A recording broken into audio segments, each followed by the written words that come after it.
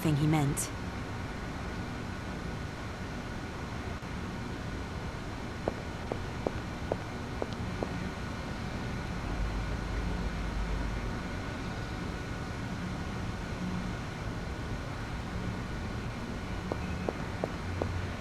Not bad.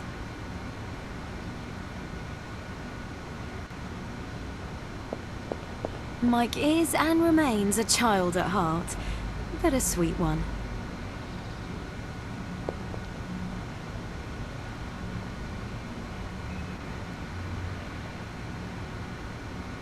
Mike's USB stick, 20 gigabytes. He always has to go over the top.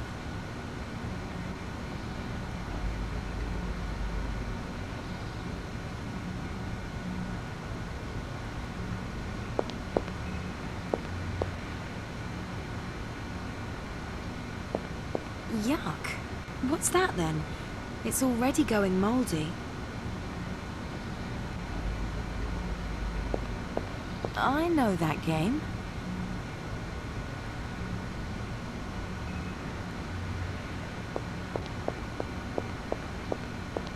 I can't be doing with that stuff. The real world is more exciting.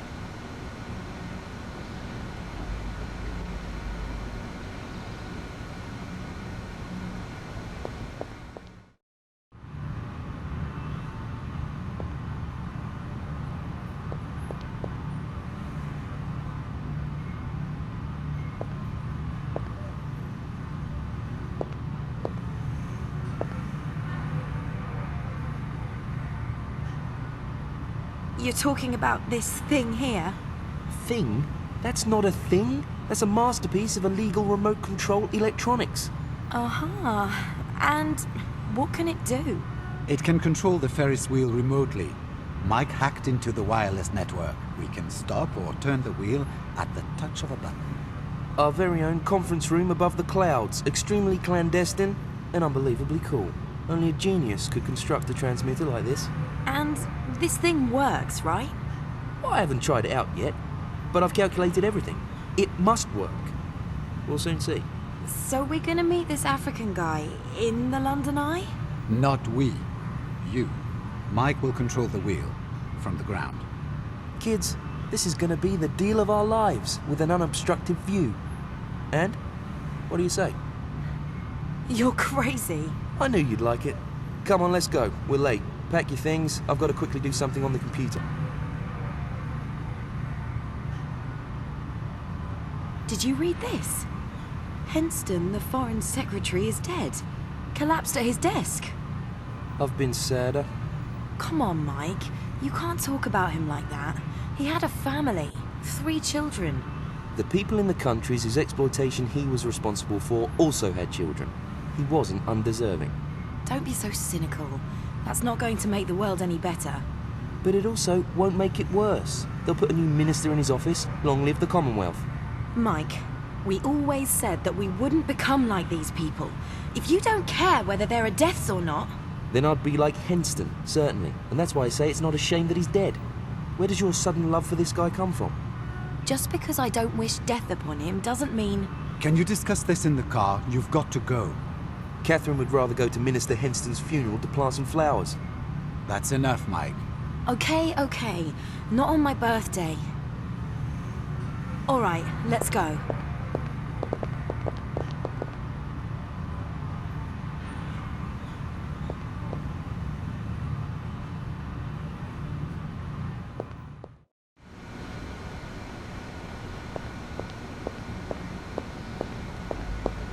Hey, Mike. So, everything ready? That's what I was going to ask you. Quickly do something on the computer, huh? Have you seen the paper? Certainly have.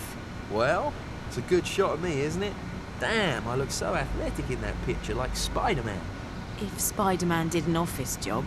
Come on, that's not nice. I've lost 4 kilos. Otherwise, I wouldn't have made it even halfway up the tower. Tell me I was good. You were great. But a kitchen blender would also have been all right. I don't want to celebrate my next birthday in jail. Have you got your phone? Sure. Your keys? Yes, Mum. And you? Have you got your phone? Of course. Okay, I'll be down in a minute.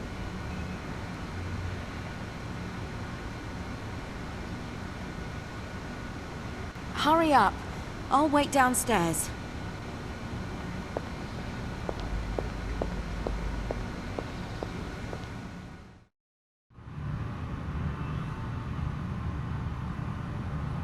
My mobile, with a matching headset.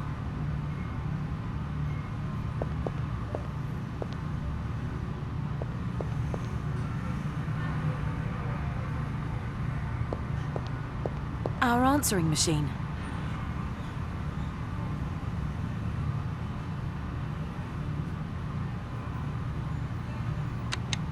You have one new message. Hi, Catherine, this is Tom. Happy birthday. So, have you been out celebrating? I bet you have, and now you're so hungover that you can't even come to the phone. Come on. I can even tell that over the phone. You could get in touch with me sometime, you know. Jacqueline is pregnant and we're getting married soon. I'd like to go on one last bender with you, Jeff and Nancy before all that happens. Yeah. Once the little rugrat arrives, I won't have time again for at least 10 years. And York really isn't that far away. Think about it. Oh, yeah, there was something else. Your father was here at our front door. He wanted your phone number. He'd already gone through half the school address book trying to find it. Yeah, and I gave it to him. Hope you're not angry. You know, he looked really desperate. Perhaps you should give him another chance, Catherine. He's involved in some pretty nasty business, I agree, but he's your father, and he loves you. Anyway, just don't be angry, okay? Give me a call back when you've got time.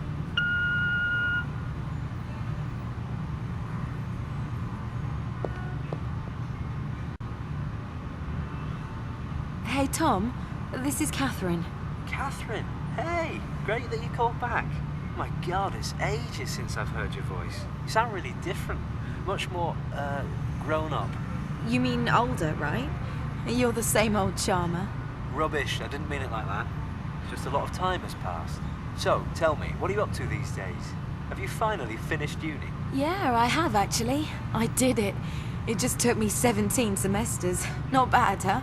Wow, 17 semesters. I'm so proud of you. You've been jobbing around, I guess.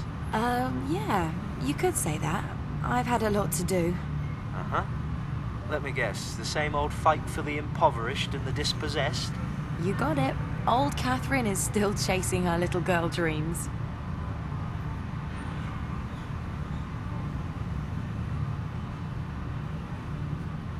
So, what do you work as these days? Oh, yeah, well, this and that, you know. That sounds a lot like import-export, Katie. Which isn't so far off. Is it a secret or what? You aren't doing anything stupid, are you? No, you know that. I'm doing the right thing. What? It's all right, Tom. I make enough money. I don't know, Catherine. Every time you get this secretive, something isn't quite right. It's always been like that.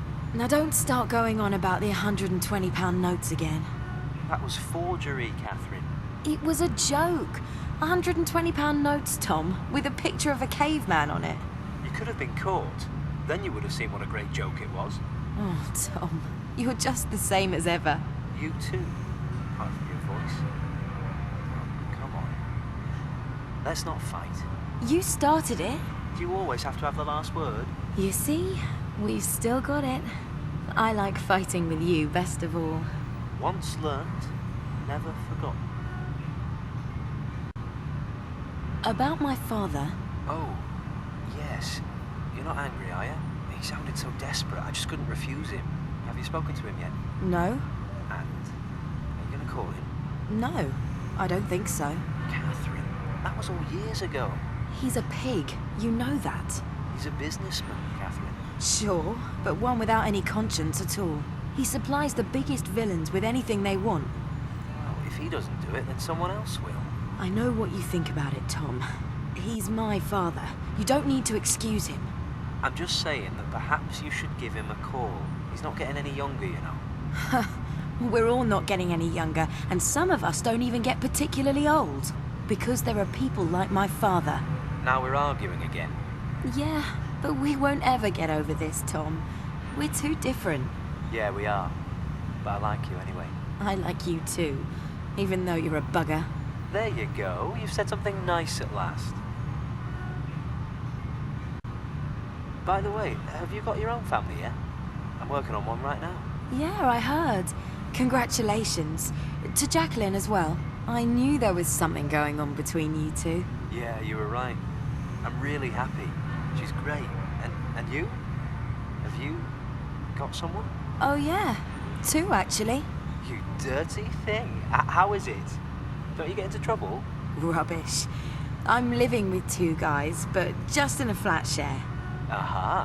What kind of guys then? I hope they treat you right. The question is, do I treat them right? No, seriously. They're both really sweet. Mike is the definition of a computer geek. I evacuated him from his mother's house. He would still have been sitting in his nursery at 30. Oh dear, he's even more of a geek than me. And the other one? Bernard? Oh, he's a very special case. He's from Belgium and is already over 40. Aha, so he's a loser. Hey, don't diss my friends, okay? Bernard's a great guy. He's a mathematician and works for an insurance company. Hey, wow, an insurance broker. Then he must be a real outlaw. How the hell did you meet him? He's an art theft specialist. I was involved with them when I was writing my thesis. Ooh, that sounds dreadful. What was it about? Insurance between Rococo and the postmodern? Exactly. How did you know that? It was an essay on counterfeit art, Tom. Han van Meekeren, heard of him? Sounds like a pirate. Not far off. He was an exceptionally gifted counterfeiter. Palmed Goering off with a fake Vermeer. Oops, that was cheeky. You don't say. Counterfeit art is part of Bernard's specialist field. That's how we met. And then you just moved in together. Oh, come on. You can't fool me. Something going on between you two. Jealous, Tom? And how, damn you? You always preferred older men. Now stop that. There's nothing doing with these 2 guys. We're like brothers and sisters. All right, fine.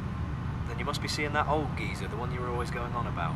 That McCain? Or what was he called? Professor McBride? You can't leave that alone, can you? He was my examiner, Tom. And a friend. And he still is. Examiner and friend. So that's what you call it these days. You idiot. Listen, I've got to go. Jacqueline and me are going to our prenatal class soon. Wow. Then enjoy the stretching. Send my love to Jacqueline. Tell her I'm jealous. Liar. I'll tell her. We'll phone again, right? We'll do that. Take care, Tom. Take care.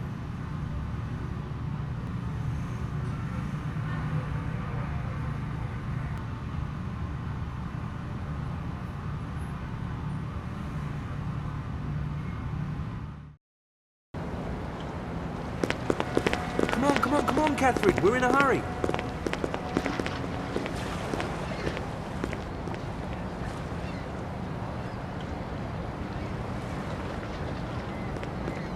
Mike's van.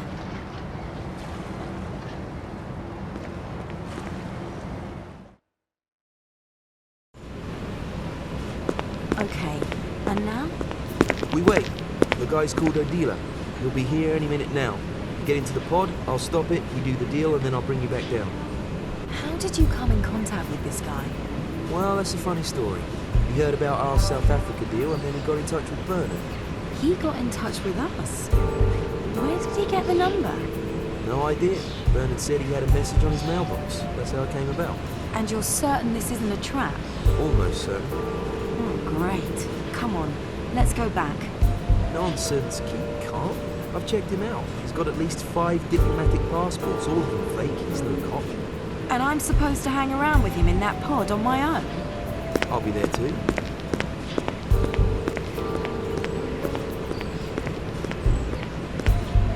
There he is. That one there? Yeah, the guy in the white suit. I don't know. I've got a bad feeling about this. Go on, you'll be okay. Oh, all right.